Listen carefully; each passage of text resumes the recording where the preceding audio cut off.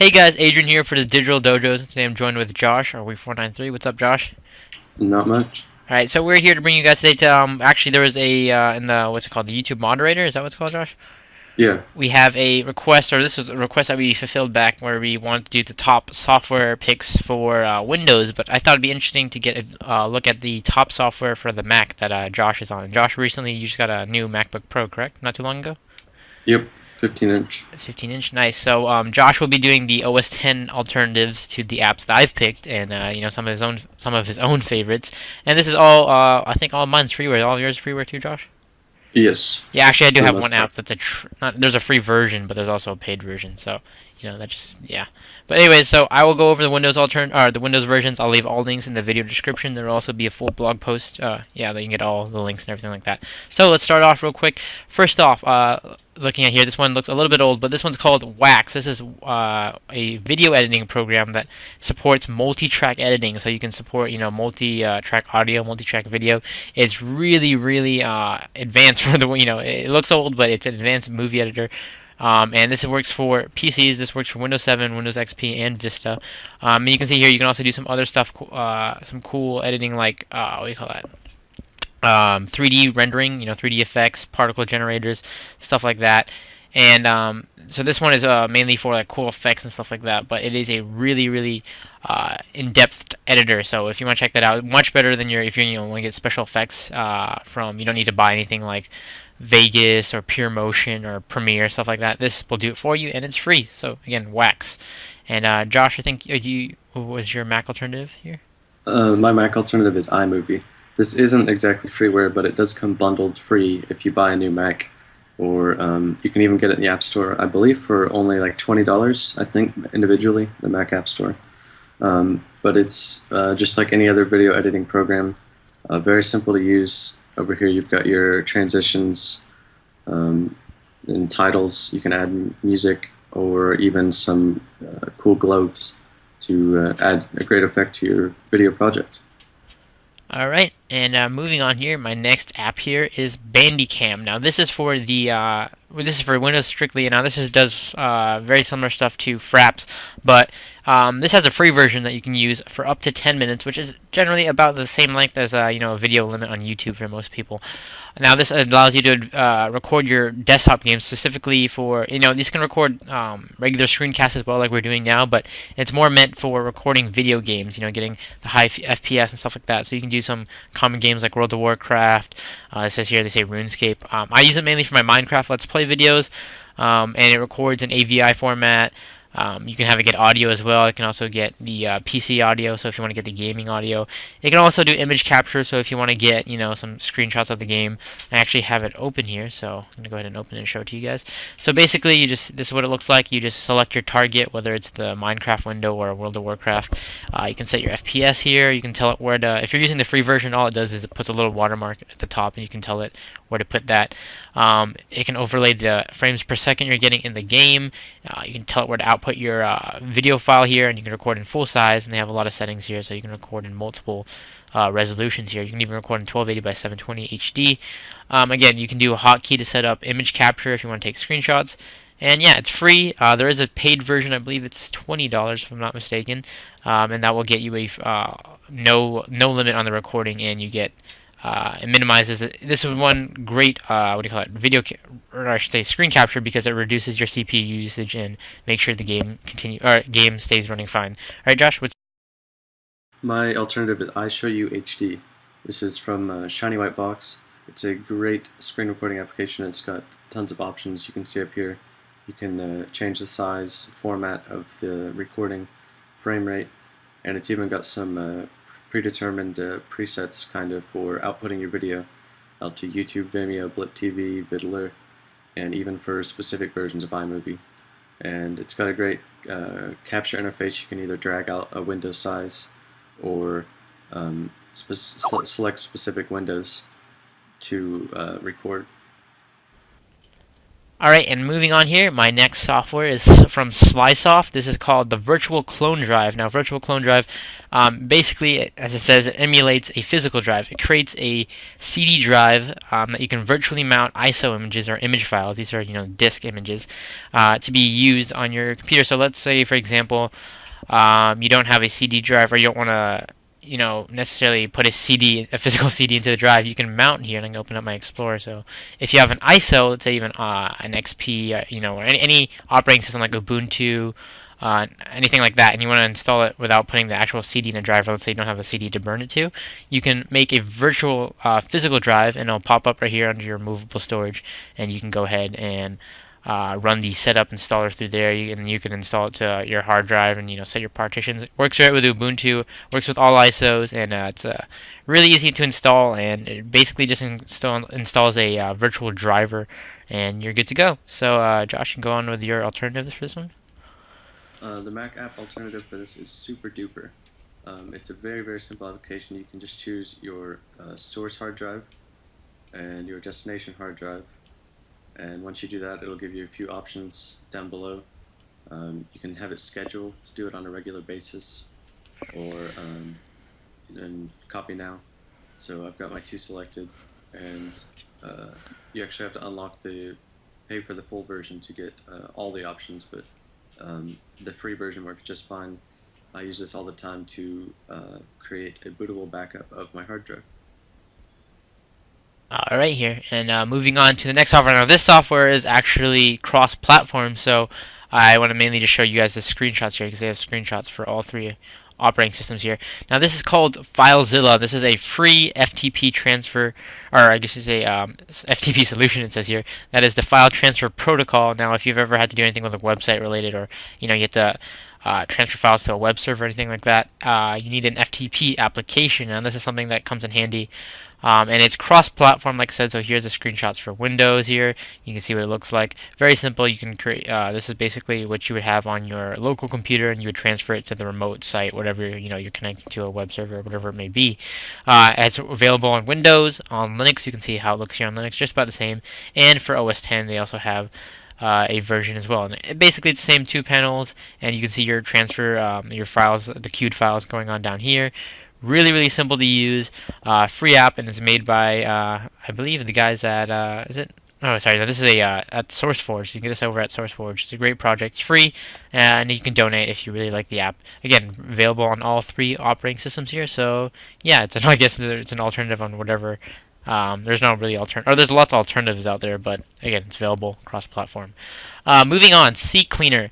Now this one is specifically for Windows. Now this one allows you to clean your Windows PC, just because it has all that. There's a lot of crapware, bloatware, all that stuff on there. It allows you to protect your privacy from online, or your privacy online, and it makes your computer faster and more secure.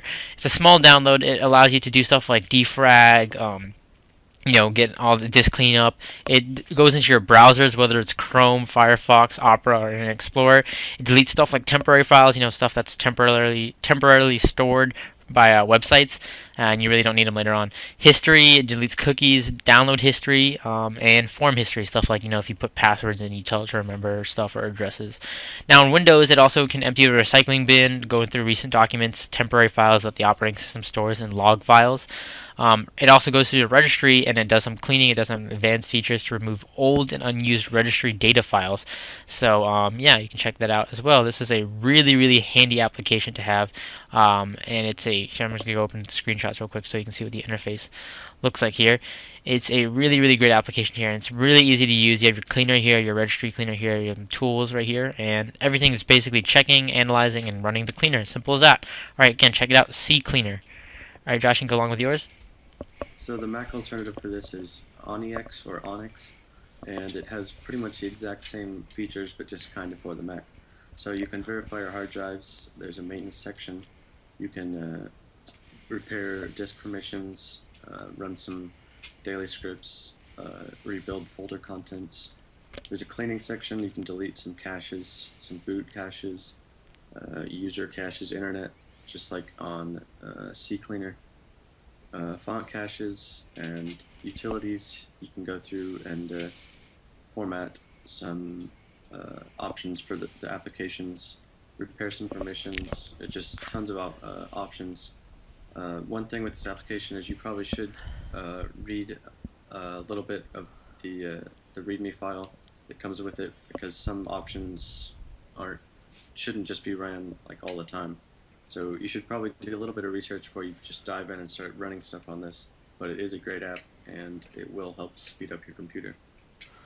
Alright, and moving into the IM or social network applications, Pigeon. Now this is one that's been highly popular for a while now. This allows you to, instead of having, you have your accounts on AIM, you have your ICQ, your Google Talk account, your Jabber, you have maybe still you have your MSN or your Yahoo, IM. You have all these different IMs, and how do you manage them all? You can obviously have a lot of different apps open. You can have the websites open, or you can use something like Pigeon, which integrates all of those accounts into one application. It supports all the features of the chat network, such as file transfers, away messages, icons, smileys, typing notifications, statuses, all of that, all in one application. You can see the interface here. You can have your friends from all different networks, depending on whatever account you want to be on, your MSN, your Yahoo, and you can still chat to them. You can chat to them.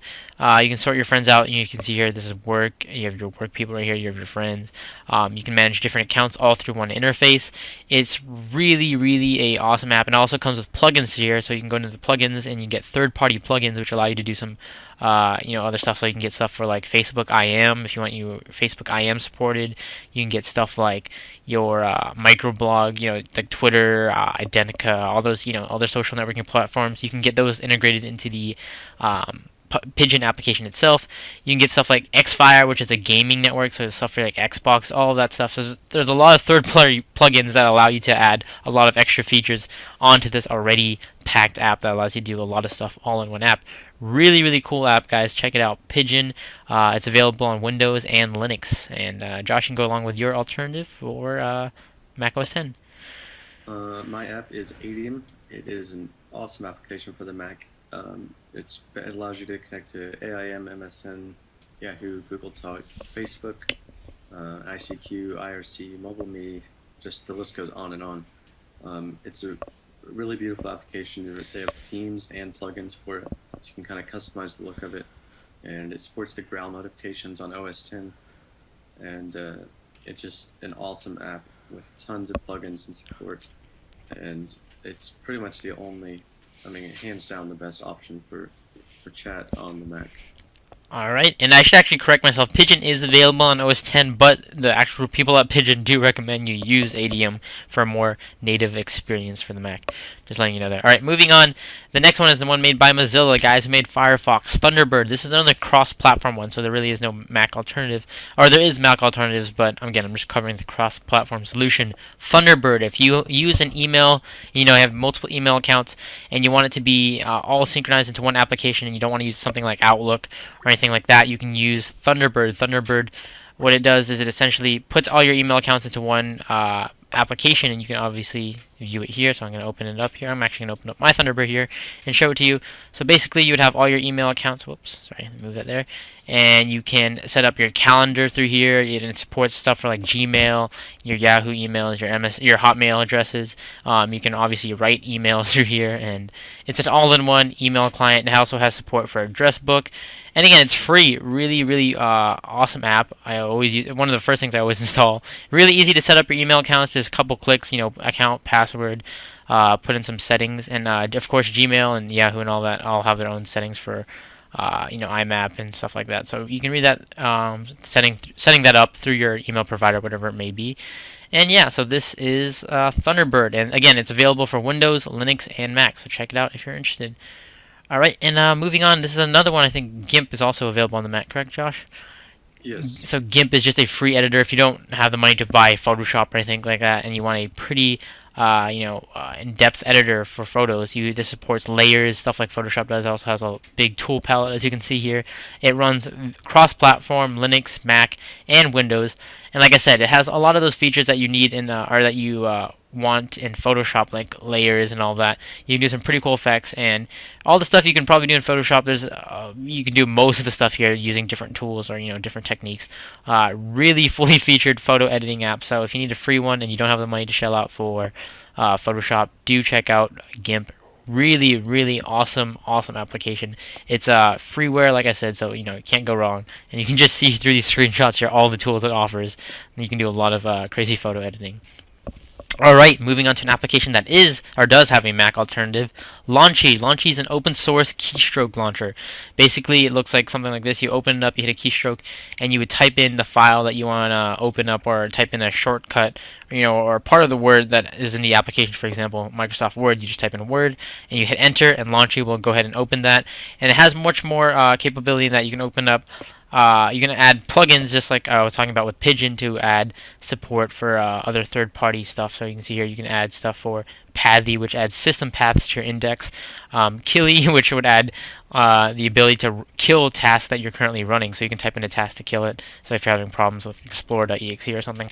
Really awesome application. It allows you to get your apps faster and navigate your operating system. It also does searching for files and all of that. So everything in the, you know, few keystrokes. Alright, and with that, well, Josh, you can go along with your Mac alternative. The Mac alternative for this is Quicksilver.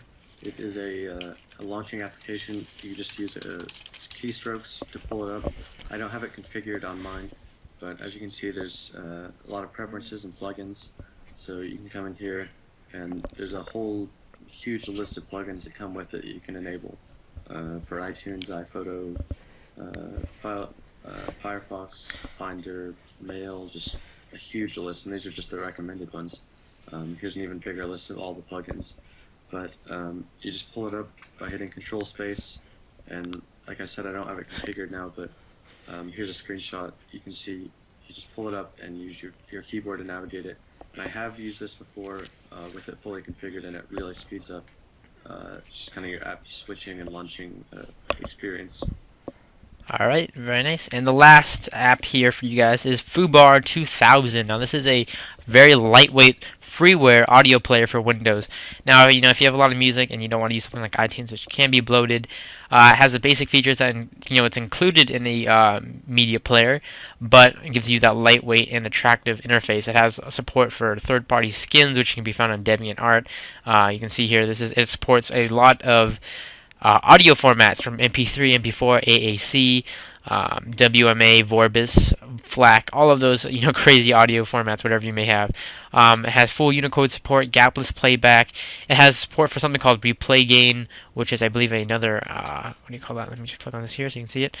Replay Gain, which is another project here for audio, which is opening here. So it's you can see here, technique to achieve the same perceived playback and all that stuff. Alright, anyways, going back here to the screenshots just to show you guys.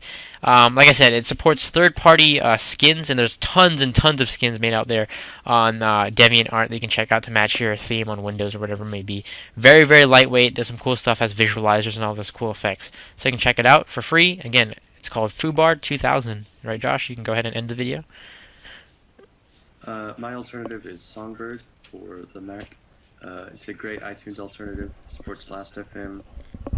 Has a lot of customizable options. You can install themes and plugins, and it looks a lot like iTunes, so you'll recognize the user experience. They also have an Android app, so you can use it somewhat cross-platform, and it's just a great app. Alright guys, and those are our picks for this show, and we're going to try and get more videos out there with recommending some Windows alternatives along with obviously the Mac end of the applications. We're going to try and do some more in the upcoming weeks. Anyways guys, hope you guys enjoyed this video. Don't forget to comment, rate, subscribe. Hope you guys enjoyed, and we'll catch you guys in the next video. Thanks for watching.